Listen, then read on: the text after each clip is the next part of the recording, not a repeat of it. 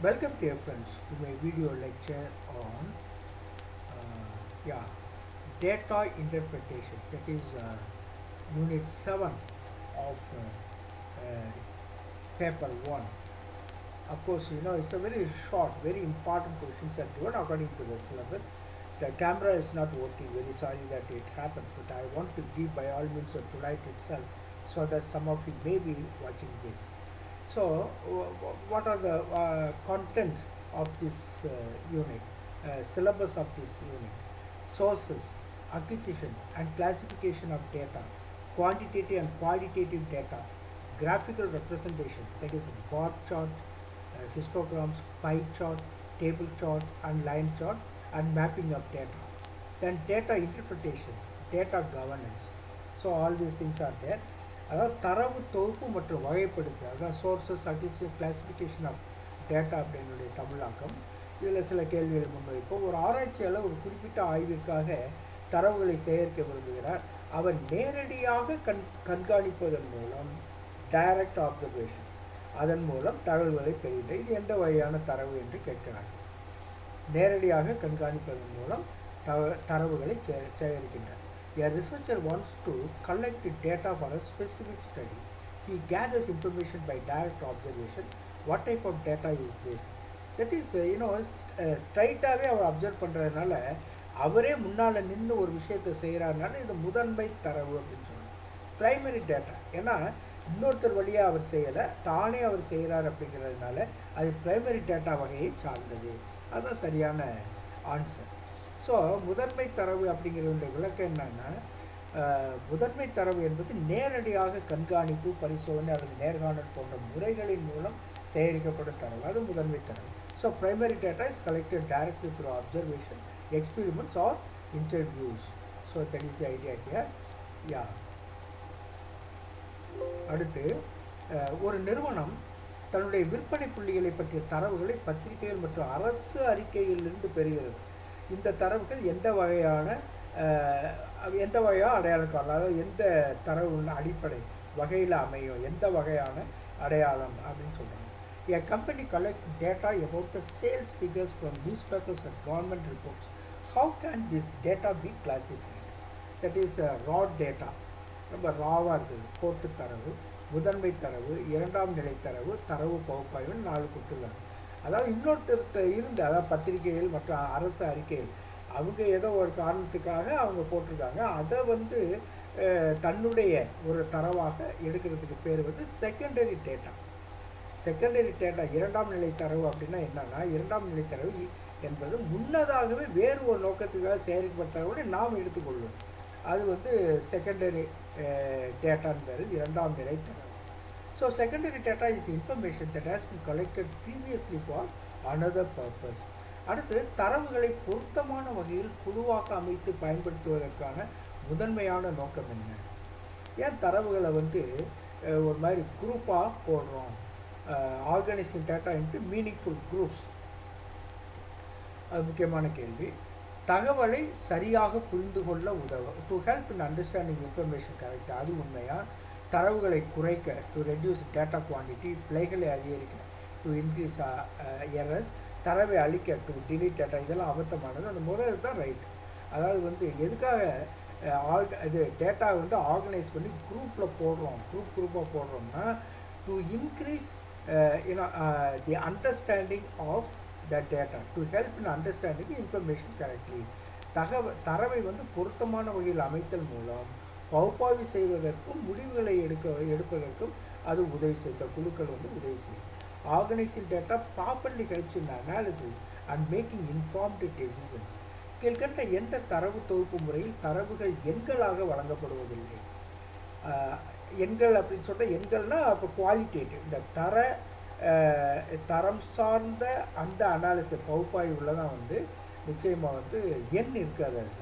அது ஒரு ஆக்டிவிட்டியை பற்றி பேசுவோன்னு வைங்க, அது தரம் சார்ந்த ஒரு டேட்டாவாக, அளவு சார்ந்த டேட்டா இருக்காது. அப்போ இந்த தரவு தொகுப்பு முறையில் தரவுகள் எண்களாக எதில் வழங்கப்படுவதில்லை அப்படின்னு சொன்னால், இது 4 கொடுத்துருக்காங்க, எதுன்னு சொல்லி பார்ப்போம். மாதிரி கணக்கெடுப்பு, சாம்பிள் சர்வே, அளவீட்டு தரவு தொகுப்பு, குவான்டிடேட்டிவ் டேட்டாவில் அளவுகள் இருக்கும். தரத்தொடர்பு தரவு தொகுப்பு குவாலிட்டேட்டிவ் டேட்டா கலெக்ஷன், அப்புறம் கணக்கியல் தரவு தொகுப்பு ஸ்டாட்டிஸ்டிக்கல் டேட்டா கலெக்ஷன். இது நம்ம கேட்ட கேள்விக்கு என்ன பதில்? எந்த தரவு தொகுப்பு முறையில் தரவுகள் எண்களாக வழங்கப்படுவதில்லை அப்படின்னு சொன்னால் அது நிச்சயமாக தரத்தொடர்பு தரவு தொகுப்பு, அதாவது qualitative data collection. Qualitative data கலெக்ஷனில் தான் எண்கள் இருக்காது. ஒரு குறிப்பிட்ட விவரம் இருக்கும், ஒரு குறிப்பிட்ட விளக்கம் இருக்கும், ஆனால் எண்கள் இருக்காது. தரத்தொடர்பு தரவுகள் எண்ணிக்கையாக அல்லாது வார்த்தைகள், கருத்துக்கள் மற்றும் விவரங்களாக வழங்கப்படும். அதாவது எண்ணிக்கை இல்லாமல் வார்த்தைகள், கருத்துக்கள், விவரங்களாக வழங்கப்படும். Qualitative data is represented in words, opinions and descriptions rather than numbers. அடுத்த கேள்வி சொல்ல, ஒரு புள்ளி விவர அறிக்கையில் தரவுகளை பிரிக்க வேண்டிய முக்கிய காரணம் என்ன? ஒரு புள்ளி விவர அறிக்கையில் தரவுகளை பிரிக்க வேண்டிய முக்கிய what is the key reason for classifying data in a statistical report? புள்ளி விவர அறிக்கையில் தரவுகளை பிரிக்க வேண்டிய நோக்கம் என்ன? நிச்சயமாக விளக்கத்தை எளிதாக்கட்டும், சிம்பிளிஃபை எக்ஸ்பிளனேஷன், அதுதான் அதனுடைய நோக்கம். மற்றதெல்லாம் நான் பார்த்த உடனே தெரியும் நமக்கு அது அவத்தமான statement. So what is the purpose of what is the key reason for classifying data in statistical report? ஒரு புள்ளி விவர அறிக்கையில் தரவுகளை பிரிக்க வேண்டிய முக்கிய காரணம் விளக்கத்தை எளிதாக்காது தான் சரியான பதில். விளக்கத்தை அந்த பிங்கிறது தான் சரியானது. ஸோ தரவுகளை பிரித்தல் மூலம் பகுப்பாய்வை எளிதாக்கலாம் மற்றும் சரியான முடிவுகளை எடுக்க அது உதவும். Classifying data makes analysis easier and helps in drawing accurate conclusions.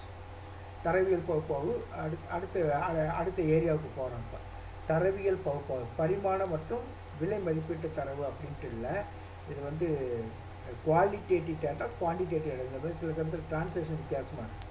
நம்ம அளவீட்டு தரவு மற்றும் தரவு அப்படின்றத நம்ம பிரிச்சுக்கணும்.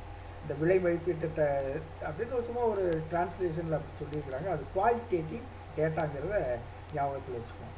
ஒரு ஆராய்ச்சியாளர் மாணவர்களுடைய தேர்வு மதிப்பெண்களை மற்றும் அவர்களின் படிப்பு முறையின் மீது மேற்கொண்ட ஆய்வில் அவர்களுடைய கல்வி தொடர்பான மனநிலை என்பதை பதிவு செய்வது எந்த வகையான தரவு?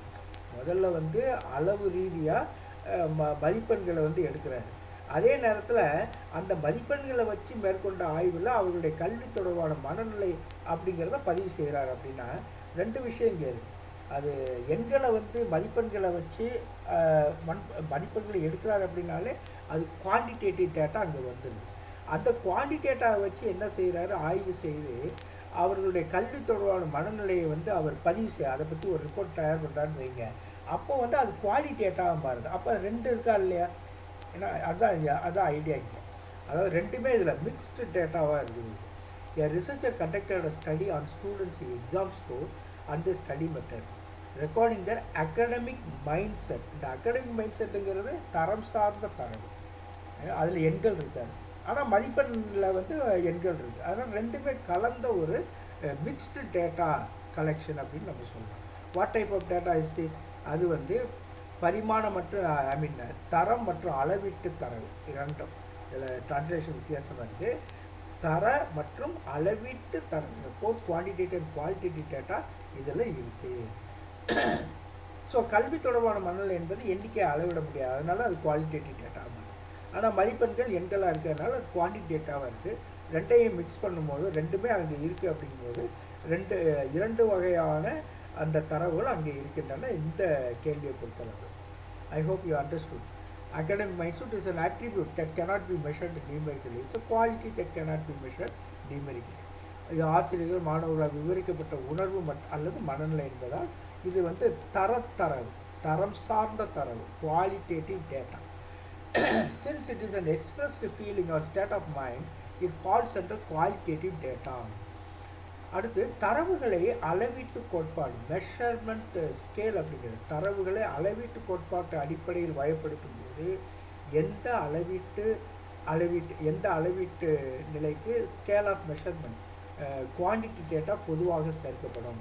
குவான்டிடேட்டிவ் டேட்டாவை இந்த மெஷர்மெண்ட் ஸ்கேல் ஒரு 4 இருக்குது நமக்கு தெரியும். Nominal scale, ordinal scale, interval scale, ratio ஸ்கேல்ட்டு ஒரு 4 வகையான ஸ்கேல்.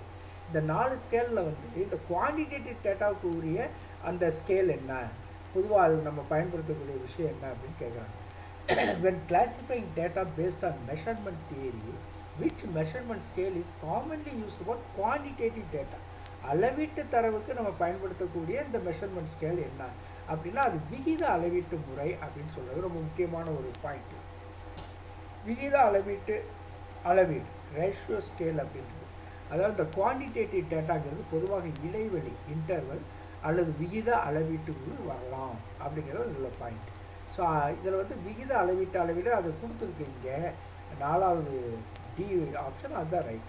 விகித அளவீட்டு அளவு அப்படிங்கிறது வந்து என்ன அப்படின்னா இயல்பான தொடக்க புள்ளி ட்ரூ 0 இருப்பதால் இதை அதிகமாக பயன்படுத்த அளவீடு இந்த குவான்டிடேட்டாக 0 வச்சு தானே செய்கிறோம். 0 1 2 அப்படின்னு நம்ம சொல்லுவோம். 0 வச்சு நம்ம அளவீடு செய்கிறதுனால குவான்டிடேட்டிவ் டேட்டாவில் ரேஷியோ ஸ்கேலை நம்ம பயன்படுத்துகிறோம். குவான்டிடேட்டிவ் டேட்டாவில் அதுதான் ரொம்ப முக்கியமான கருத்து. Quantitative data generally falls under interval or ratio ரெண்டுமே. ரேஷியோ ஸ்கேல் அப்படிங்கும்பொழுது அது ட்ரூ 0 அதில் இருக்குது. அதுதான் குவான்டிடேட்டிவ் டேட்டாவில் பயன்படக்கூடிய ஒரு அளவீட்டு முறை. The ratio scale is more commonly used as it has a true 0 point. I hope you understood this. அடுத்து quantitative and qualitative data in data interpretation, இதை பற்றி என்னென்ன விஷயங்கள் சொல்லணும். அளவீட்டு தரவு மற்றும் தரம் சார்ந்த தரவு, இதை பற்றிய சில கேள்வி. A researcher is conducting a study on customer satisfaction. They collect the responses using a 5-point Likert scale. Strongly disagree to strongly agree வரைக்கும் இந்த 5-point Likert scale. Strongly disagree, agree, disagree, neutral, அப்புறம் agree, strongly agree, அந்த மாதிரி 5 இது அப்படி போகுது. What type of data is being collected இதில் அப்படின்னு கேட்குறாங்க. ஒரு ஆராய்ச்சி செய்பவர் வாடிக்கையாளர் திருப்தியை பற்றி ஒரு ஆய்வு மேற்கொள்கிறார். அவர் 5 புள்ளிகள் கொண்ட லைக்கெட் அளவுகளை மிகவும் ஒப்புக்கொள்ளவே அப்படிங்கிற அந்த பாயிண்ட்லேருந்து மிகவும் ஒப்புக்கொள்கிறேன் வரைக்கும் 5 பாயிண்ட் இருக்கும், உங்களுக்கு தெரியும்.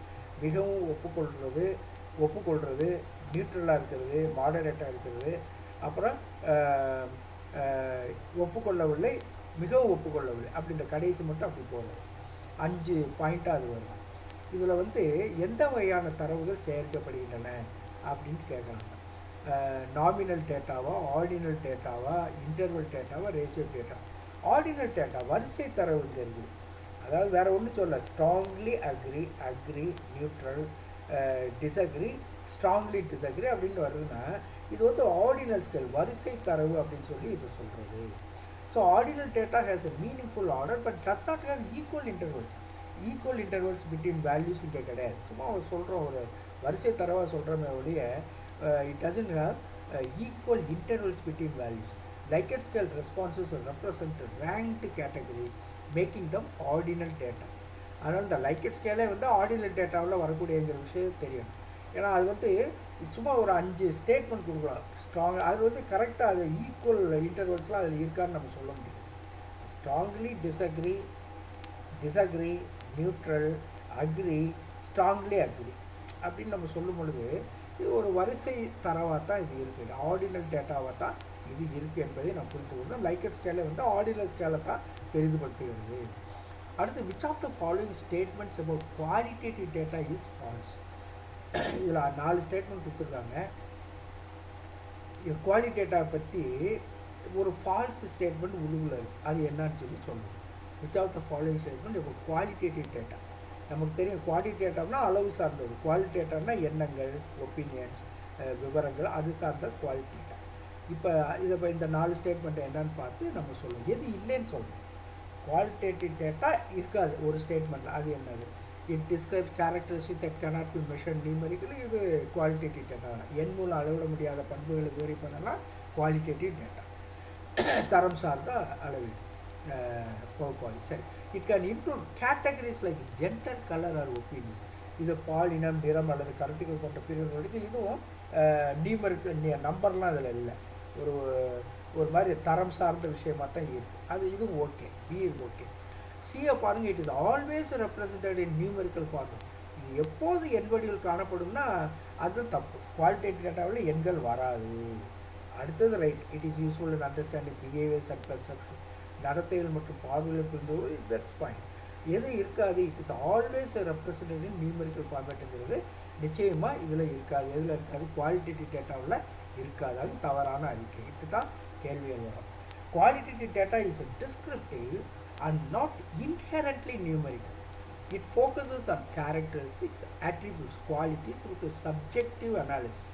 அப்படின்னா என்ன அர்த்தம்? தரமான தரவுகள் விவரிப்பு செய்வதாக இருக்கும் மற்றும் இயல்பாக எண் வடிவிலாக இருக்காது. இது பண்புகள், குணாதிசயங்கள் மற்றும் உணர்வுகளை முன்வைக்கும். நல்லா புரிஞ்சுக்கணும்.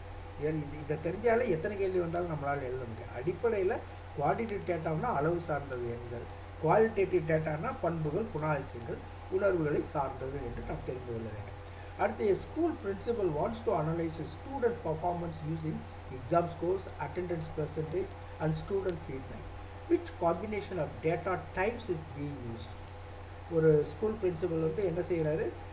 ஒரு பள்ளி தலைமை ஆசிரியர் தேர்வு மதிப்பெண்கள், வருகை சதவீதம் மற்றும் மாணவர் கருத்துக்கள் ஆகியவற்றை பயன்படுத்தி மாணவர் செயல்திறனை பகுப்பாய்வு செய்ய விரும்புகிறார். எந்த தரவு வகைகளின் சேர்க்கை இங்கே பயன்படுத்தப்படுகிறது? ஒன்லி குவான்டிடேட்டிவ் டேட்டா, அளவுரு தரவுகளா? ஒன்லி குவாலிட்டேட்டிவ் டேட்டா, தரமான தரவுகள் மட்டுமா? அல்லது a mix of quantitative and qualitative data, எண் மற்றும் தரமான தரவுகளுடைய கலவையாக மிக்ஸ்டு மிக்ஸ்டு மெஷர்மெண்ட்டாக இருக்கும். குவான்டிடேட்டிவ் மிக்ஸ்டு டேட்டாவாக இருக்கும். எண் சார்ந்த தரம் சார்ந்த ரெண்டு கலந்து. இதில் நன் ஆஃப் வேலை எதுவும் இல்லைன்னா நம்ம ஏற்கனவே ஒரு கேள்வி பார்த்தோம், அதே டைப்பில் வராது. அதாவது ஸ்டூடெண்ட் பர்ஃபார்மன்ஸ் வந்து exam score, attendance percentage okay. ஆனால் அது ஸ்டூடெண்ட் ஃபீட்பேக்குன்னு வரும்பொழுது அது குவாலிட்டி டேட்டாக மாறும்.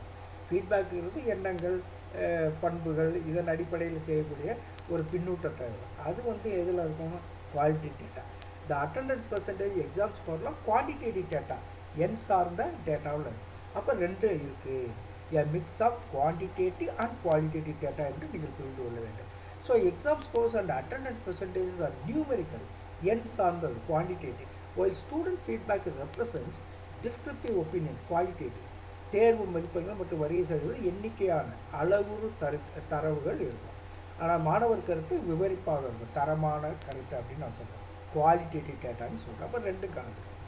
Which of the following is the best method to analyze large sets of quantitative data efficiently? So கீழ்கண்டவற்றில் எது அதிக அளவிலான அளவு சார்ந்த தரவுகளை திறமையாக பகுப்பாய்வு செய்ய சிறந்த முறை? ஸோ எது அதிக அளவிலான எண் சார்ந்த தரவுகளை திறமையாக பகுப்பாய்வு செய்ய ஒரு திறந்த முறைன்னு கேட்குறாங்க. Very nice thing. Large sets of quantity data, அது நன்றாக பார்த்துக்கணும். தெமெட்டிக் அனாலிசிஸ், கருப்பொருள் பகுப்பாய்வுன்னு இருக்குது. டிஸ்கிரிப்டிவ் ஸ்டாட்டிஸ்டிக்ஸ், விவரிப்பு புள்ளிகள் இருக்குது. கான்டென்ட் அனாலிசிஸ், உள்ளடக்க பகுப்பாய்வு இருக்குது. ஃபெனமெனாலஜிக்கல் ஸ்டடி, நிகழ்வியல் ஆய்வு. நீங்கள் பார்த்தீங்கன்னா நமக்கே தெரிஞ்சிடும் என்ன கேள்வி. குவான்டிடேட்டிவ் டேட்டாவை அனலைஸ் பண்ணுறதுக்கான ஒரு பெஸ்ட் மெத்தட் என்னன்னா, அது வந்து நிச்சயமாக டிஸ்கிரிப்டிவ் ஸ்டாட்டிஸ்டிக்ஸ், அதுதான் எண்கள் சார்ந்து விவரிப்பு புள்ளி.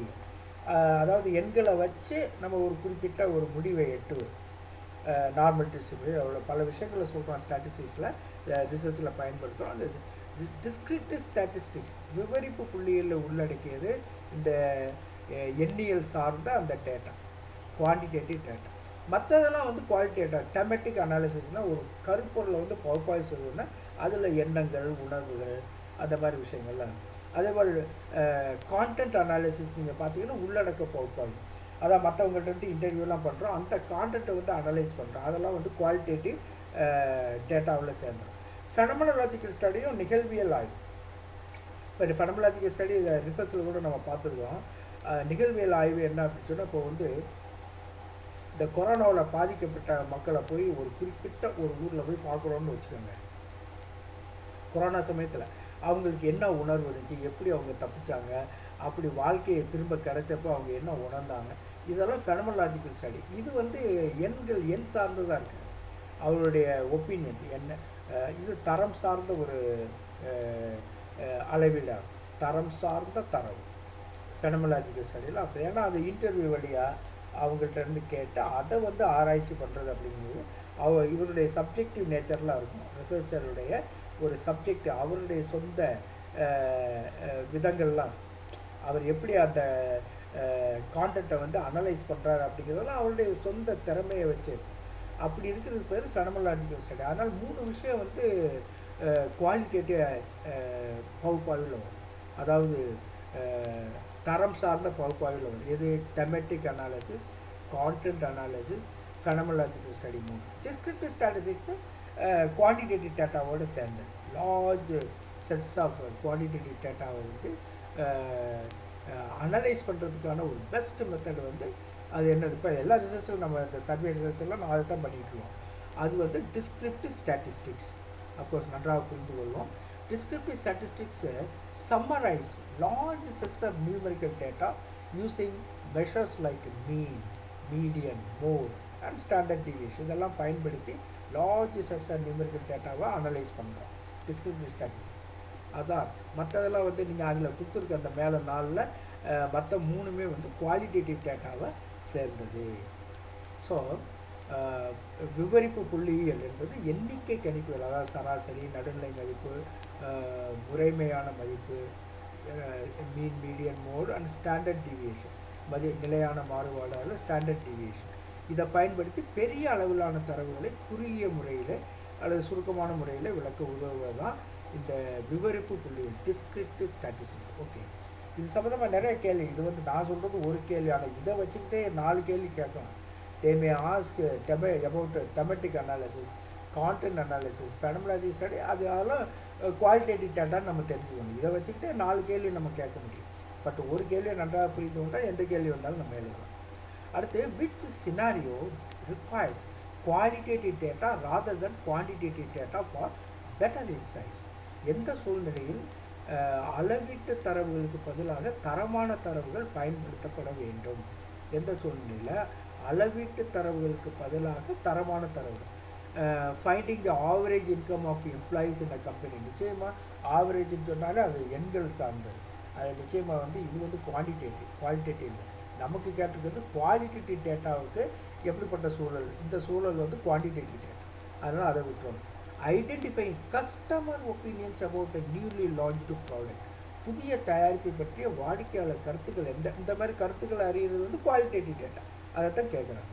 அதே போல் சிஏ பாருங்க, அது வந்து குவான்டிடேட்டிவ் டேட்டா, எண்கள் சார்ந்தது. Measuring the height of students in school.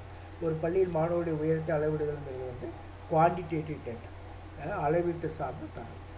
DA பாருங்க, calculating the percentage of students passing and exam. அதுவும் நம்பர்னா எண் சார்ந்தது. ஒரு தேர்வு தேர்ச்சி ஒரு மாணவருடைய சதவீதத்தை கணிக்கிறது. அப்போ அதில் எது தரம் சார்ந்த ஒரு சூழ்நிலைன்னா identify customer opinion about newly launched project. அதெல்லாம் சரியான பதில் இந்த கேள்வி. என்ன கேள்வி? எந்த சூழ்நிலையில் அளவுரு தரவுகளுக்கு பதிலாக தரமான தரவுகள் பயன்படும்? தரமான தரவுகள் இதில் தான் இருக்கும். Identify customer opinions about newly launched project. அவங்க அண்டர்ஸ்டுட் திஸ் பேசிக் பிரின்சிபலை நம்ம கற்றுக்கிட்டோம்னா போதும். You will be able to answer any question.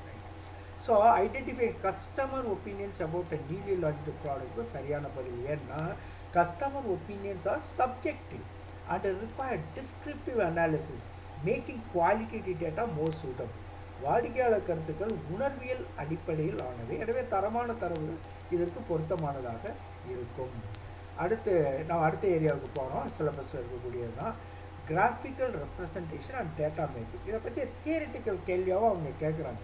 முன்னாலெல்லாம் வந்து அந்த பார் சார்ட்டெல்லாம் போட்டு கேட்பாங்க. இப்போ சமீபத்தில் இந்த 2-3 தேர்வுகள்லாம் அது இல்லைன்னு சொல்லி சொல்கிறாங்க. அதான் இருந்தாலும் நம்ம இதை தெரிஞ்சுக்கணும். பார் சார்ட்டினுடைய டெஃபினிஷனையும் அதனுடைய பண்புகளை வச்சோ கூட கேள்வி கேட்கலாம். அப்படின்னா அந்த மாதிரியான கேள்விகளை தான் இதில் நம்ம கேட்டுக்கணும். Bar chart, histogram, pie chart, table chart, line சார்ட்டுன்னு நமக்கு சார்ட்டில் பல வகைகள் இருக்குது. அதை பற்றிய கேள்விகள் என்னவாகும்? A company sales data over 5 years is represented in a line chart. Line சார்ட்னா நமக்கு தெரியும், அப்படியே விடாமல் அப்படியே லைனாக போயிட்டு மேலே கீழேயும் போயிட்டு எக்ஸாக்சிஸ் ஒய் ஆக்சிஸில் பார்த்தீங்கன்னா அப்படியே மேலே பார்த்தீங்கன்னா அப்படியே மேலேங்கன்னு ஒரு தொடர்ந்து எந்த விதமான இடைவெளி இல்லாமல் ஒரு லைன் போயிட்டுருக்கோம். அது பேர் லைன் சார்ட்னு சொல்கிறோம். So a company sells data over 5 years is represented in a line chart. If the trend shows a steady increase in sales except for a sudden dip in the third year, 3வது வருஷம் திடீர்னு ஒரு சரிவு ஏற்படுது. மற்றபடி எல்லாம் சீராக ஒரே மாதிரி அப்படியே போயிட்டு இருக்கு மேலே. அப்போ what could be a possible reason for the dip? திடீர்னு கீழே சரிவாகிறதுக்கு என்ன காரணமாக இருக்கலாம்? ரொம்ப வித்தியாசமான கேள்வி. ஸோ ஒரு நிறுவனத்தின் 5 ஆண்டுகளுக்கான விற்பனை தரவுகள் வரி வரைபடத்தில் லைன் சார்ட்டில் காண்பிக்கப்பட்டுள்ளன. விற்பனை தொடர்ந்து அதிகரிக்கும் போது 3வது ஆண்டில் திடீரென சரிவு காணப்படுகிறது. இந்த சரிவுக்கான காரணம் என்னவாக இருக்கும் நம்ம யூகிக்கணும்.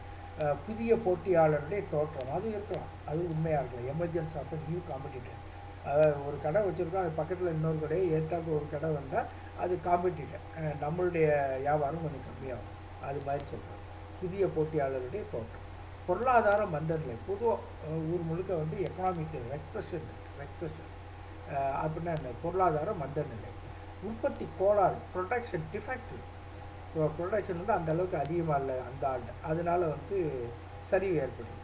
ஸோ எது சரியான பதில்னா ஆல் ஆஃப் தி அபவ், எல்லாமே காரணமாக இருக்கும். A sudden dip in sales could be due to multiple reasons such as increased competition, economic downturns or production issues affecting supply.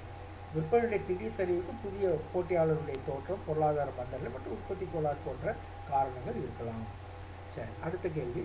Which type of graph is most suitable for comparing the population distribution across different age groups in a city? ஒரு நகரத்தினுடைய வயது அடிப்படையிலான மக்கள் தொகை பரவலை ஒப்பிட எந்த வகையான வரைபடம் மிகவும் முக்கியமானது? வயது அடிப்படை, அதனுடைய நேச்சரை வச்சு நம்ம சொல்லணும். இப்போ இதில் பார்க்குறோம், வரி வரைபடம் லைன் சார்ட் இருக்குது, பட்டி வரைபடம் பார் சார்ட் இருக்குது, வட்ட வரைபடம் பை சார்ட் இருக்குது, வரலாற்று வரைபடம் ஹிஸ்டோகிராம் இருக்குது. இதில் நம்ம ஆன்சர் என்ன சொல்கிறோம்? ஹிஸ்டோகிராம். அதோட அர்த்தம் என்ன? Histogram is ideal for display continuous data. ஏஜுங்கிறது வந்து கண்டினியூஸ் டேட்டா, தொடர்ந்து போயிட்டே இருக்கு இல்லையா, age distribution. So it's a continuous data such as age distribution as it shows frequency in different age intervals. It shows a frequency in different age intervals. ஒரு வரலாற்று வரைபடம் வந்து தொடர்ச்சியான தரவுகளுக்கு பொருத்தமானது. என்ன, இது ஒரு வயது இடைவெளியின் அடிப்படையில் மக்கள் தொகையின் அடர்த்தியை காட்டுகிறது. அதான் வந்து ஹிஸ்டோகிராமை பயன்படுத்தும். அடுத்து, a pie chart representing the budget allocation of a company shows the following proportions: 40% on salaries, 30% on marketing, 20% on operations and 10% on miscellaneous expenses. If the total budget is 10 lakhs, how much is allocated for operations? முதல்ல நம்ம தெரிஞ்சுக்கணும், இந்த by சார்ட்டை பற்றி நமக்கு தெரியும். Pie chart அப்படின்னாலே மொத்தம் எத்தனை பெர்சன்டேஜ் இருக்குன்னா 100%. டிகிரி வைஸ் பார்த்தோம்னா 360 டிகிரி, டிகிரியாக பார்த்தோம்னா 360 டிகிரி. ஒரு வட்டம் அப்படின்னா 360 டிகிரி. அந்த மையத்தை சுற்றி இருக்கக்கூடிய மொத்த ஆங்கிள் வந்து எவ்வளோன்னா 360 டிகிரி. மொத்த சதவீதம் 100. வழக்கமாக நம்ம அப்படி தான் வச்சுக்கணும். ஒரு சர்க்கிளுடைய ஒரு மொத்த பெர்சன்டேஜ் அப்படின்னு சொன்னோம்னா அது 100%. இப்போ அதுக்குள்ளே தான் வந்து கூறு போடும். 40% சேலரி, 30% மார்க்கெட்டிங், 20% ஆப்ரேஷன், 10% மிஸ்செலேனியஸ். ரொம்ப ஈஸியான கேள்வி, இது குழப்புற மாதிரி தான் கொடுத்துருக்காங்க. ரொம்ப சிம்பிள். கேள்வி என்ன? How much is allocated for operations? 20% operation, அவ்வளோதான். மற்றதை பற்றி நம்ம கவலைப்பட வேண்டியதே இல்லை. 20% வந்து ஆப்ரேஷன், அதை வச்சு நம்ம கணக்கீடு பண்ணணும். மொத்த தொகை 10 லட்சம், அதில் 20% வந்து ஆப்ரேஷன்னா அது எவ்வளோ தொகை? 100க்கு 20னா 100, அதாவது சதவீதம்னாலே 100 தானே. 100க்கு 20னா 10 லட்சத்துக்கு எவ்வளோன்னு கணக்கு பண்ணோம்னா அதுதான் ஆன்சர். அது எவ்வளோக்காக? 2 லட்சம் வரும். அதாவது 10 லட்சத்துக்குள் 20% என்னது? 100க்கு 20 அப்படின்னா 10 லட்சத்துக்கு எவ்வளோ? நீங்கள் அடிச்சிங்கன்னா என்ன வரும்? 1/5ன்னு வரும். அப்புறம் அதை வந்து அப்படி தானே வரும். 20/100 20ஆல் வகுத்தோம்னா 1/5. அப்புறம் இந்த 5 வந்து 10 லட்சத்தால் வகுத்தோம்னா 2 லட்சம் வரும். புரியுதா உங்களுக்கு? ஐ ஹோப் யூ அண்டர்ஸ்டுட் திஸ்னா. ஸோ அந்த 20%ங்கிறது 2 லட்சம். I hope you understood. Okay. Now, which graphical representation is most effective for showing the trend of stock market prices over a period of time? Which graphical representation is most effective for showing the trend of stock market prices over a period of time? இதில் எந்த வரைபடம் வந்து stock மார்க்கெட்டுக்கெல்லாம் பயன்படுது? இப்போ கூட பயன்படுத்துகிறாங்கல்ல, இந்த என்ன சொல்லுவோம், பிட்காயின், அந்த கிரிப்டோ கரன்சின்லாம் சொல்கிறோமே, அந்த இதெல்லாம் பார்த்துருப்பீங்க. நிறையா அட்வர்டைஸ்மெண்ட் யூடியூப்லாம் வரும். அது பார்த்தீங்கன்னா அப்படியே அந்த லைன் இதுதான், லைன் சார்ட்டு தான் அதில் இருக்குது. இந்த மாதிரி ஸ்டாக் மார்க்கெட்டு ப்ரைஸஸ் பற்றி எல்லாம் இந்த லைன் சார்ட்டு தான் மேலே கீழே போயிட்டுருக்கு. அதனால் ஒரே கோடாக அப்படியே போயிட்டுருக்கு. அது லைன் சார்ட். அதனால் இந்த ஸ்டாக் மார்க்கெட்டுக்கு பயன்படக்கூடிய சார்ட் வந்து line chart. Very simple it is. A line chart is used to track changes over time, making it ideal for stock market trends. ஒரு வரி வரைபடம் நேரத்தினுடைய அடிப்படையில் மாற்றங்களை கண்காணிக்க உதவுகிறது. எனவே பங்குச்சந்தை போக்குகளுக்கு பொருத்தமானது இந்த லைன் சார்ட். அடுத்து, if a table chart shows the number of students who passed an exam in 5 different schools, which graphical representation would best visualize the comparison? 5 வெவ்வேறு பள்ளிகளில் தேர்ச்சி பெற்ற மாணவருடைய எண்ணிக்கை ஒரு அட்டவணை மூலம் காட்டப்பட்டால் எந்த வரைபடம் ஒப்பீட்டை சிறப்பாக வெளிப்படுத்தும்? ரொம்ப இன்ட்ரெஸ்டிங்கான ஒரு கேள்வி. இந்த மாதிரி கேட்பாங்க. ஏன்னா இது வந்து ஒவ்வொரு சார்ட்டினுடைய பண்புகளின் அடிப்படையில் இதெல்லாம் கேள்வி கேட்குறது. இதில் எது அப்படின்னு சொன்னோம் அப்படின்னா நம்ம என்ன சொல்கிறோம் அப்படின்னா இது வந்து பார் சார்ட்டுன்னு சொல்கிறோம். இந்த பார் சார்ட்டு ஹிஸ்டோகிராமும் பார் சார்ட்டும் பக்கத்தில் ஒரு மாதிரி தான் இருக்கும். இந்த பார் சார்ட் வந்து தனித்தனியாக அப்படியே இருக்கும். இது வந்து ஏஜ் வந்து என்ன சொல்கிறோம், அந்த ஃப்ரீக்வன்சி வந்து ஒரே மாதிரி போயிட்டு இருக்காங்க. ஹிஸ்டோகிராமை பயன்படுத்தணும்னு ஏற்கனவே பார்த்தோம். The bar chart is effective for comparing categorical data like the number of students. ஒவ்வொரு ஸ்டூடெண்ட்க்கும் ஒரு பாக்ஸ் இருக்கிற மாதிரி அப்படி தனித்தனி பாக்ஸாக அப்படி அது வந்து பார் சார்ட்டில் அப்படி இருக்கும். A bar chart is effective for comparing categorical data like the number of students passing in different schools. பட்டி வரைபடங்கிறது வந்து பார் சார்ட்டு வெவ்வேறு பிரிவுகளுக்கும் தரவுகளை ஒப்பிடுவதற்கு மிகவும் பொருத்தமானது. அடுத்த கேள்வி வெரி இன்ட்ரெஸ்டிங்கான ஒரு கேள்வி. Histogram and bar chart look similar. யாருக்காலும் ஒரே மாதிரி இந்த பாக்ஸாக இருக்கும். ஆனால் என்ன difference, what is the key difference between them? வரலாற்று வரைபடம் ஹிஸ்டோகிராம்ங்கிறதும் பட்டி வரைபடம் ஒன்று போல தோன்றினா அதுக்கு முக்கியமான வித்தியாசம் என்ன? இந்த ஹிஸ்டோகிராம் வந்து தொடர்ந்து அப்படியே இருக்கிற மாதிரி இருக்கும். தொடர்ந்து அந்த பாக்ஸுக்கு பார்த்தீங்கன்னா அது தொடர்ந்து போய்கிட்டே இருக்கும். கம்பேரிசனோடு அது போய்கிட்டு இருக்கும். ஆனால் வந்து இந்த பட்டி வரைபடம் அப்படிங்கிறது வந்து பார் சார்ட் அப்படிங்கிறது வந்து அந்த இடைவெளி இருக்கும். அதாவது ஒவ்வொருத்தருக்கும் தனித்தனி. இப்போ ஒரு 5 பேரை கம்பேர் பண்ணுறோம்னா சேர்த்து வைக்க முடியாது. ரொம்ப அதுக்கு கேட்டகாரிகள் அப்படி கேட்டகாரிகள் கொஸ்டின் சொல்லுவோம். தனித்தனியாக அந்த பாக்ஸ் வந்து இதுதான் பார் சார்ட்டுக்கும் ஹிஸ்டோகிராமுக்கும் உள்ள வித்தியாசம். அதை எப்படி சொல்லுவோம் அப்படின்னு சொன்னால் histogram is used for continuous data. தொடர்ச்சியான தரவுகளுக்கு பயன்படுத்துறது ஹிஸ்டோகிராம். வயது மாதிரி விஷயங்களை, எடை மாதிரி விஷயங்களை, இதெல்லாம் வந்து histogram used for continuous data. While bar chart is used for categorical data. ஒரு 5 நபர்களை நம்ம கம்பேர் பண்ணால் அது categorical data. I think you understood this. So histograms represent continuous data where bars touch each other. அங்கே வந்து அந்த parse வந்து ஒன்றுக்கு ஒன்று டச் பண்ணிகிட்டு இருக்கோம் ஹிஸ்டோகிராமில். ஆனால் பார் சார்ட்டில் அப்படி இருக்கு. கேட்டகரி டேட்டா தனித்தனியாக அந்த கேப்போடு வந்து ஏன்னா தனித்தனி ஆட்களையோ இல்லை தனித்தனி என்டிட்டியோ வந்து நம்ம கம்பேர் பண்ணுவோம். ஸோ அதுதான் முக்கியமான வித்தியாசம். ஸோ வரலாற்று வரைபடம் தொடர்ச்சியான தரவுகளை பயன்படுத்துகிறது. அது பட்டிகள் ஒன்றுக்கொன்று ஒட்டி இருக்கும். ஆனால் பட்டி வரைபடம் பிரிவுகளை ஒப்பிட பயன்படுது. அதில் பட்டியலுக்கு இடையில் இடைவெளி இருக்கும். நான் ஏற்கனவே சொன்ன உதாரணத்தை வச்சு பார்த்துக்கலாம். அடுத்து இந்த pie chart, if one sector represents 90 degrees, what percentage of the total data does it represent? ரொம்ப அருமையான கேள்வி. பை சார்ட்னாலே உங்களுக்கு எப்படி வட்டமாக இருக்கும். வட்டமாக இருந்தால் இது வந்து டிகிரியை பற்றி சொல்கிறாங்க. முழு வட்டத்துக்கு 360 டிகிரி. நல்லா பார்த்துக்கோங்க. முழு வட்டத்துக்கு 360 டிகிரி நமக்கு தெரியும். அதில் ஒன் செக்டார் ரெப்ரசன்ட் 90 டிகிரி அப்படின்னு சொல்லி சொல்லுவோம். ஒன் செக்டார் வந்து 90 டிகிரி என்ன, 4 பாகம் மொத்தம் 360 டிகிரியில் 90 டிகிரினா எத்தனை, மொத்தம் 4 பாகம் பிரிங்க 360 வந்துடும். அதில் ஒரு பாகம் தான் 90 டிகிரி. ரைட்டுங்களா? இந்த 90 டிகிரி எவ்வளோ பெர்சன்டேஜ்னு சொல்லி கேட்குறாங்க. அப்போ டி அண்டர்ஸ்டாண்ட் திஸ் கொஷின்? ஒட்டுமொத்த வட்டத்துக்கு 360 டிகிரி. அதில் ஒரு செக்டார் வந்து 90 டிகிரினா கால்வாசி அப்படின்னு தான் சொல்லணும். 4ல் ஒரு பாகம். ஏன்னு கேட்டிங்கன்னா 90 + 90 + 90 + 90 4 90 சேர்ந்து 360னா ஒரு கால் வட்டத்தில் இருக்கும் இந்த 90 degree. I hope you understood this. Yeah, அதனால் 4ல் வந்து அது 90 டிகிரி. ஓகே, யூ அண்டர்ஸ்டுட் தட்னா 4ல் ஒரு பாகம் 90 டிகிரி, அந்த 360 டிகிரியில். அப்போ பெர்சன்டேஜ் எவ்வளவு? மொத்தம் 100%னா 4ல் ஒரு பாகம் எவ்வளவு? 25%. வெரி சிம்பிள் இட் இஸ்னா. இப்போ ஈஸியாக கண்டுபிடிச்சிடலாம். இதை அனலைஸ் பண்ணணும். நம்ம பை சார்ட்னா என்னன்னு தெரிஞ்சால் ரொம்ப ஈஸி. பை சார்ட்டில் மொத்தம் 360 டிகிரி இருக்கும். அதில் ஒரு பகுதி வந்து 90 டிகிரினா என்ன அர்த்தம்? 4ல் ஒரு பாகம் வந்து 90 டிகிரின்னு அர்த்தம். அப்போ பெர்சன்டேஜில் பார்த்தோன்னா 4ல் ஒரு பாகம் எவ்வளவு? மொத்த பெர்சன்டேஜ் வந்து 100% அந்த வட்டத்தில் அப்படின்னா 4ல் ஒரு பாகம் எவ்வளவு? 25%. அதை தான் கேட்குறாங்க. நல்ல அருமையான கேள்வி.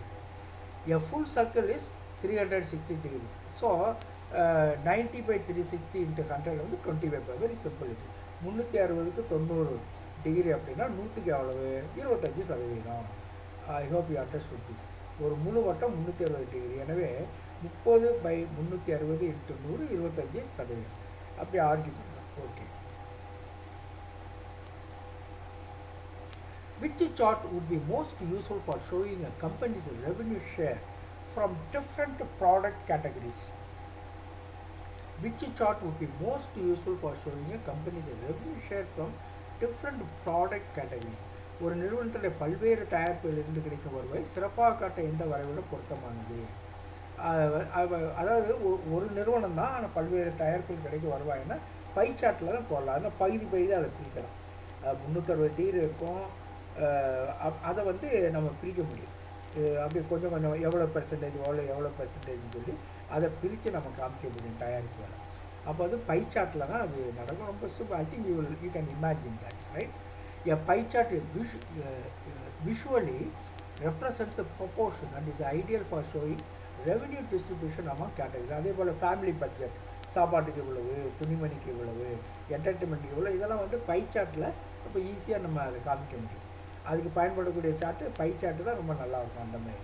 ஸோ வட்ட வரையோட ஒவ்வொரு பிரிவினுடைய விகிதங்களை விளக்குவதற்கு ஏற்றது. A company's revenue over 5 years is represented using a bar chart. If the revenue in year 1 was 50 lakh rupees 50 lakh and increased by 20% each year, what would be the approximate revenue in year 5? 5 வருஷம் கழிச்சு, அதாவது 20 வருஷம் வருஷம் கூடியிருக்கு. 50 லட்சம் முதல் துவக்கத்தில், அப்புறம் அது இன்க்ரீஸ் ஆகுது 20% ஒவ்வொரு வருஷமும் கூடிட்டு போகுது அப்படின்னா what would be the approximate revenue after 5 yearsன்னு அர்த்தம். அதுதான் கேள்வி. ஒரு நிறுவனத்தில் வருமானம் 5 ஆண்டுகளாக ஒரு பட்டியல் படம் மூலம் காட்டப்படுகிறது. முதல் ஆண்டில் வருமானம் 50 லட்சம், மேலும் ஒவ்வொரு ஆண்டும் 20% வைத்தால் 5ஆம் ஆண்டில் உள்ள வருமானம் எவ்வளோன்னு கேட்குறாங்க. இதை நம்ம கால்குலேட் பண்ணிடலாம். Revenue increase each year by 20%. So the formula to calculate year 5 revenue is 50 லட்சம் இன்ட்டு எவ்வளோ கூடுது ஒவ்வொரு வருஷமும் 1.2 isn't it? அப்படித்தானே சொல்லியிருக்காங்க. 20% அப்படின்னா என்ன அர்த்தம்? 20% கூடுதுன்னா 120, 100க்கு 120 கூடும். அப்போ 1.2. I think you understood this. 20% எவ்வளோ? 120. முதல்ல 100 இருக்கிறது, அடுத்து 120 மாறுது, அதுதான் அர்த்தம். அப்போ அது பெர்சன்டேஜ் எவ்வளோ? 1.2. 120 by 100 1.2ன்னு வரும். அது 4 வருஷம் இப்படியே போயிட்டுருக்கு. அப்படித்தானே 4 வருஷம் தொடர்ந்து. ஆனால் 5ஆவது வருஷத்தில் அதை கேட்குறாங்க. அப்போ தொடர்ந்து இது முதல் வருஷம் 50, அப்புறம் 5ஆவது வருஷங்கும் போது அடுத்து 4 தடவை நம்ம கால்குலேட் பண்ணணும். 1.2 into 1.2 into 1.2 into 1.2. அது வந்து எவ்வளோன்னா அதை கால்குலேட் பண்ணோம்னா அதை பெருக்கி நம்ம கால்குலேட் பண்ணால் 207.36 லட்சம் அப்படின்னு சொல்லி வரும். ஐ ஹாப் யூ அண்டர்ஸ்டுட் இது. இது ஃபார்முலா புரிஞ்சுங்க, இதே கணக்கு வரும்னு சொல்ல முடியாது. But okay, understand the step எப்படி கண்டுபிடிக்கிறது அப்படின்னு பார்த்துக்கலாம். ஏன்னா ஒவ்வொரு வருஷமும் 20% அப்படின்னா, அதாவது 100 இருக்க வேண்டிய இடத்துல 120 இருக்குது. அதுதான் அடுத்த ஆண்டு வருமானம். அப்போ 120 by 100 அப்படிங்கிறது 1.2 அப்படி கால்குலேட் பண்ணோம். அப்போ ஒவ்வொரு வருஷமும் அப்போ 4 வருஷத்துக்கு தொடர்ந்து அந்த 1.2 அப்படியே பெருகிட்டே போகுது. 1.2 லேக்ஸ். அப்போ 1.2 to the power 4, 1.2 to the power, ஏன்னா 4 வருஷம் தொடர்ந்து. அப்போ அதை தான் அப்படி கால்குலேட் பண்ணுறோம். 50 into 1.2 into 1.2 into 1.2 அப்படி சொல்லும் பொழுது எவ்வளோ தொகை வருதுன்னா 207.36 சரியான answer. Of course we can calculate and find out. Okay. A pie chart shows the percentage distribution of a company's expenses. Pie chartனா இந்த வட்டம். அதில் 30% is spent on salaries, 25% on rent, and the remaining on miscellaneous, அதாவது மற்ற யதார்த்தமான செலவுகள். What percentage spent on miscellaneous expenses? மீதமுள்ள செலவத்தையோ எவ்வளோ செலவுன்னா ரொம்ப சிம்பிள். மொத்தம் 100 இருந்து இதை கழிச்சிருக்கணும், அவ்வளோதான். மொத்தம் 3 ஐட்டம் தான் இருக்குது. சேலரிஸ், ரெண்ட்டு, மிஸ்சலேனியஸ், 3 விஷயம் இருக்குது. அதில் 2 விஷயம் கொடுத்துருக்காங்க. 30%, இன்னொன்று 25% ரெண்ட்டு.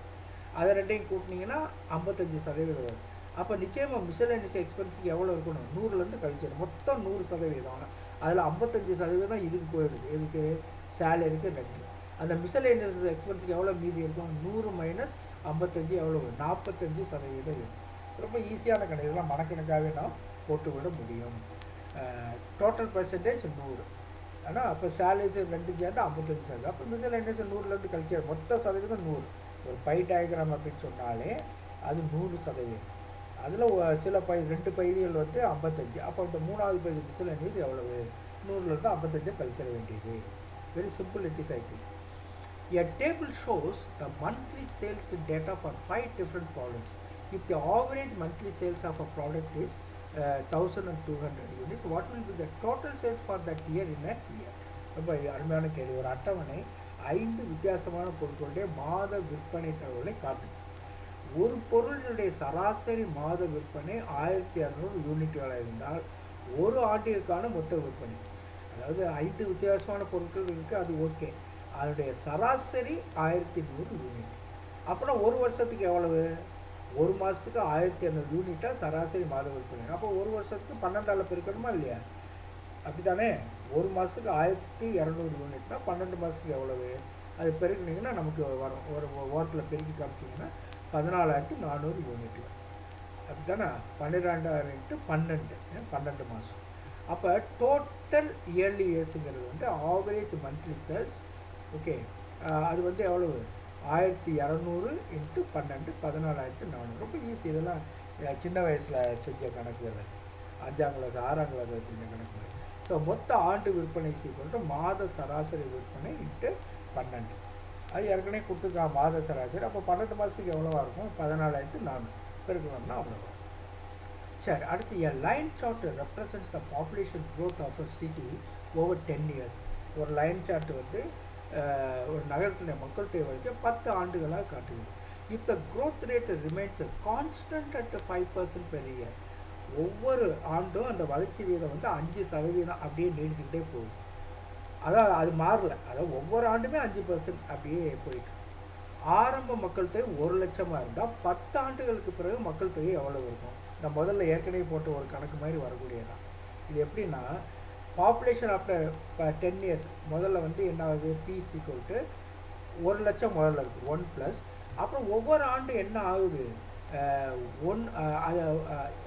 எவ்வளோ வருது, 5% அப்படின்னா கூட எவ்வளோ, அந்த ஒன்னோட சேர்த்து 1.05, 5%. புரியுதா உங்களுக்கு? அப்போ அது 1.05 டு த பவர், ஏன்னா 10 வருஷம் அப்படி போயிட்டு. அப்போ நம்ம ஏற்கனவே நம்ம சொன்ன மாதிரி 1 + 1.05 அதை ப்ராக்கெட்டில் போடணும். 1.05 × 1/05 அப்படியே போயிட்டே இருந்துச்சுன்னா கடைசியில் அதை பெருக்கி காமிச்சோம்னா எவ்வளவு தொகை, 1.63 லேக்னு சொல்லி வரும். ஐ hope you understood this is the idea here. அதாவது வருஷத்துக்கு 5% நிலையாக போகுதுன்னா என்ன அர்த்தம், அசலோடு சேர்ந்து அந்த உயர்வு எவ்வளோ இருக்கும், 1.05 மாறும். முதல்ல ஒன்றா இருக்கிறது 1.05 மாறுது. அது 10 வருஷம் அப்படியே தொடர்ந்து போயிட்டு. அப்புறம் 1.05 10 தடவை போட்டு பெருக்கி அதை ஒன்றோட கூட்டினோம்னா அதுதான் ஆன்சராக இருக்கும். 1,00,000 கூட்டும்போது அப்போ 1.63 லேக்காக அது வரும். Right. A histogram represents the number of students scoring different marks in an exam. ஒரு histogram number of students scoring different marks in an exam. If 20 students scored between 40 to 50 marks and the total number of students is 200, what is the percentage of students in this range அப்படின்னு கேட்குறாங்க. இந்த range ஒரு இந்த வரலாற்று படத்தில் ஒரு கேள்வி மாணவர்கள் பெற்ற மதிப்பெண்களை காட்டுகிறது. 40 to 50 மதிப்பெண்களுக்கு இடையில் 20 மாணவர்கள் இருக்கிறாங்க. மொத்த மாணவர்கள் 200னா இந்த வரம்பிற்கு உள்ள மாணவர்கள் சதவீதம் ரொம்ப சிம்பிள். மொத்தம் 200 மாணவர்கள், இந்த 40 to 50 மதிப்பெண்கள்னா அந்த ஒரு பார்க்குள்ளே இருக்க அந்த ஸ்டூடெண்ட்ஸ் 20 பேர். அப்போ 200 பேர்த்துக்கு 20 பேர் அந்த 40 to 50 மதிப்பெண்களில் இருக்காங்கன்னா 100க்கு எவ்வளவு, அவ்வளோதான். பெர்சன்டேஜில் 100க்கு பார்க்கணும். ஸோ 20/200 × 100. அப்போ என்ன இருக்கும், 100ஐயும் 200 அடித்தோம்னா கீழே 2 வந்துடும். அப்போ 20ஐயும் 2ஐயும் அடித்தோம்னா 10% வந்துடும். ஐ hope you understood this. Very simple mathematics. அதாவது அது கேள்வி நல்லா புரிஞ்சுக்கோங்க. அந்த குறிப்பிட்ட ஒரு பார் அது வந்து 45 to 50 வயசில் உள்ள 40 to 50 மதிப்பெண் வயசில் 40 to 50 மதிப்பெண் பெற்றவர்களுடைய எண்ணிக்கை வந்து 20 அப்படின்னு சொன்னாங்க. மொத்த மாணவர்கள் 200. அப்போ இந்த பெர்சன்டேஜ் தான் கேட்குறாங்க. அந்த 40 to 50 மார்க் வாங்கினா அந்த 20 ஸ்டூடெண்ட் வந்து என்ன பெர்சன்டேஜ் மொத்தத்தில்? மொத்தம் 200 பேர்னா இவங்க 20 பேர். அப்போ 100க்கு எவ்வளோ? அதான பெர்சன்டேஜ். அப்படி பார்க்கின்ற பொழுது நமக்கு கால்குலேஷன் அது 20/200 × 100. அப்போ 1/10 × 100. 10 100 அடித்தோம்னா 10%. ஓகே, இதெல்லாம் சின்ன பிள்ளைங்க கணக்கு. ஏன்னா நான் அண்டர்ஸ்டாண்ட் 7ஆம் கிளாஸ் 8ஆம் கிளாஸில் செய்திருப்போம் இது மாதிரி. தரவு மற்றும் ஆட்சி. அடுத்து கடைசி முக்கியமான ஒரு விஷயம் டேட்டா அண்ட் கவர்னன்ஸ். இதில் கேள்வியெல்லாம் இப்போ ரீசெண்டாக கேட்டுக்கிறாங்க. இந்த அடிப்படை கருத்தை புரிஞ்சுக்கிட்டோம்னா போதும். தரவை கொண்டு ஆட்சியாளர்கள் பொதுமக்களுடைய நலனை மேம்படுத்துவதற்காக எந்த முறையை பெரும்பாலும் பயன்படுத்துகிறார்கள்?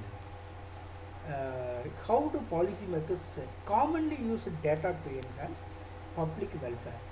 அது இயந்திர கற்றல் மற்றும் செயற்கை நுண்ணறிவா, புள்ளி விவர பகுப்பாய்வு மற்றும் முன்னறிவிப்பு மாதிரியா, ஸ்டாட்டிஸ்டிக்கல் அனாலிசிஸ், ப்ரெடிக்டிவ் மாடல்ஸா, சாதாரண கணக்கீடுகள், பேசிக் அரித்மெட்டிக் கால்குலேஷனா, பாரம்பரிய அனுபவ அடிப்படையிலான முடிவெடுப்பது, traditional experience based decision making. இது ரொம்ப அருமையான கேள்வி.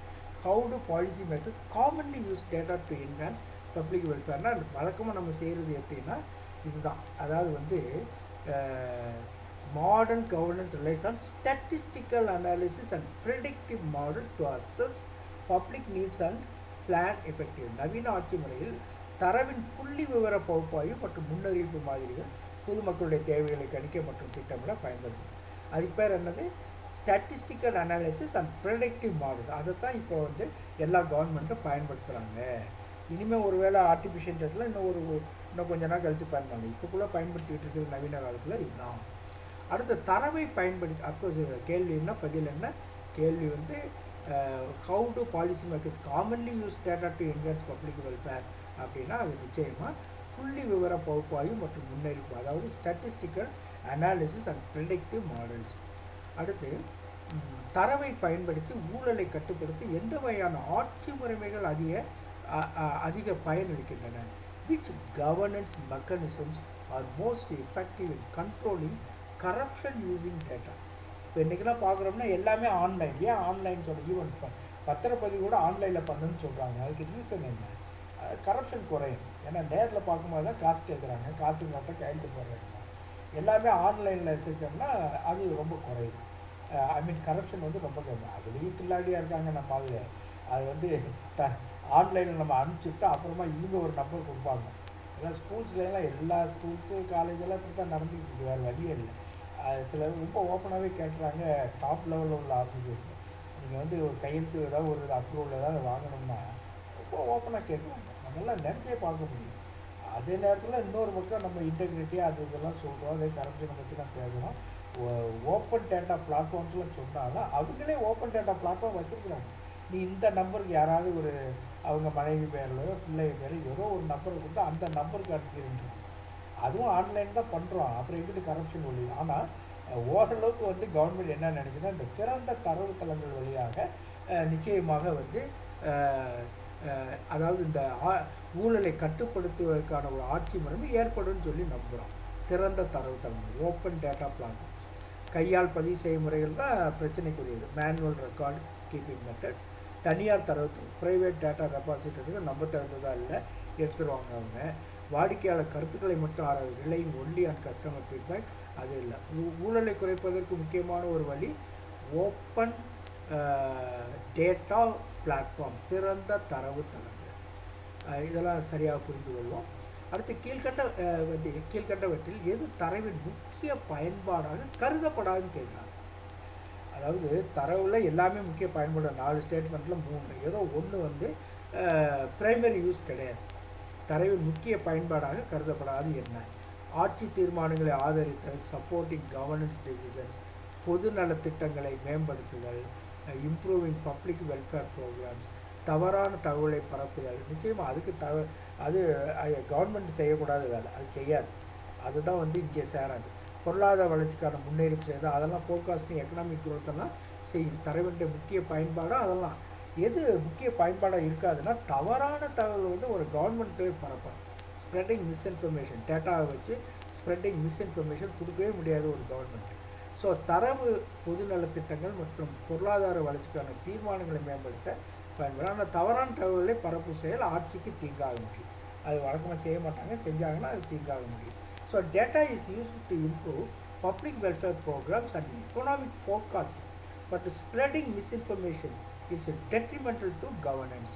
ஸோ தவறான தகவலை பரப்பு செயல் ஆட்சிக்கு தீங்கு. I hope you understood that. ஒரு நாட்டில் வாக்காளர் பதிவை துல்லியமாக வலுப்படுத்த தரவின் எந்த பயன்பாடு அதிக பயனளிக்கும்? ரொம்ப அருமையான கேள்வி. வாக்காளர் பதிவை கரெக்டாக அதை கொண்டு போகிறதுக்கு, ஸ்ட்ரென்தன் பண்ணுறதுக்கு எந்த டேட்டா பயன்படும்? Which data application is most useful for strengthening voter registration accuracy in the country? உயர்நிலை கணித கோட்பாடுகள், அட்வான்ஸ்ட் மேத்தமெட்டிக்கல் தியரிஸா, இயந்திர கற்றல் அடிப்படையிலான வாக்காளர் சோதனை, மெஷின் லேர்னிங்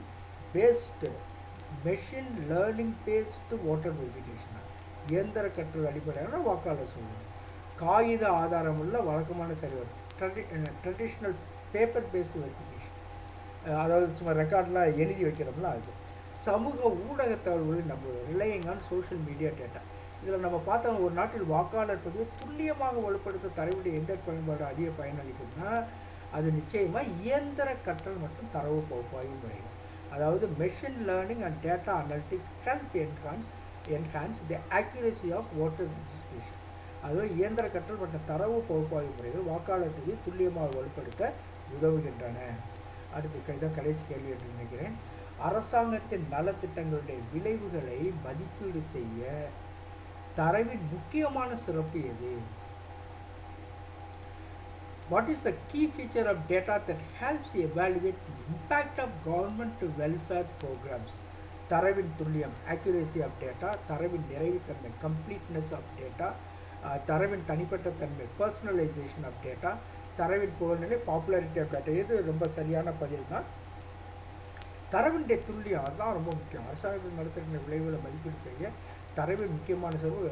நலத்திட்டங்கள், அரசாங்கம் நலத்திட்டம் செய்யுதுன்னா தரவுகள் ரொம்ப அக்யூரேட்டாக இருக்கணும் அப்படிங்கிற ஒரு எதிர்பார்ப்பு எப்போவுமே இருக்கும். ஸோ அதனால் தரவின் துல்லியம் தான் ரொம்ப முக்கியமானது. ஸோ நலத்திட்டங்களுடைய விளைவுகளை மதிப்பீடு செய்ய தரவின் துல்லியம் மிகவும் முக்கியமானவை. ஏனெனில் தவறான தகவல் தவறான முடிவுகளுக்கு வழிவகுக்கும். Accuracy of data is crucial for evaluating welfare programs since incorrect data can lead to misleading conclusions. I hope you understood this, no? So இது ரொம்ப முக்கியமான கேள்விகள் மட்டும்தான் இருக்குது. ஏன்னா இப்போ ரீசெண்டாக இந்த மாதிரி தான் கேட்டுக்கிட்டு இருக்காங்க. Tamil Nadu settle, Tamil Nadu state eligibility டெஸ்ட்டில் இந்த மாதிரி கேள்விகள்லாம் வருதுன்ட்டு கேள்விப்படுறதுனால அந்த கேள்விகளை கொடுத்து தயவுசெய்து நாளைக்கு பரீட்சை எழுதுகிறவங்க, தேர்வு எழுதுங்க, இன்றைக்கி ஒரு முறையாவது இதான் நான் 31 கேள்விகளை வேகமாக பார்த்துடலாம். அது ஒன்றும் கஷ்டம் கிடையாது. இந்த மாதிரி கேள்விகள் நாளைக்கு வருவதற்கான வாய்ப்புகள் இருக்கின்றன. God bless you abundantly.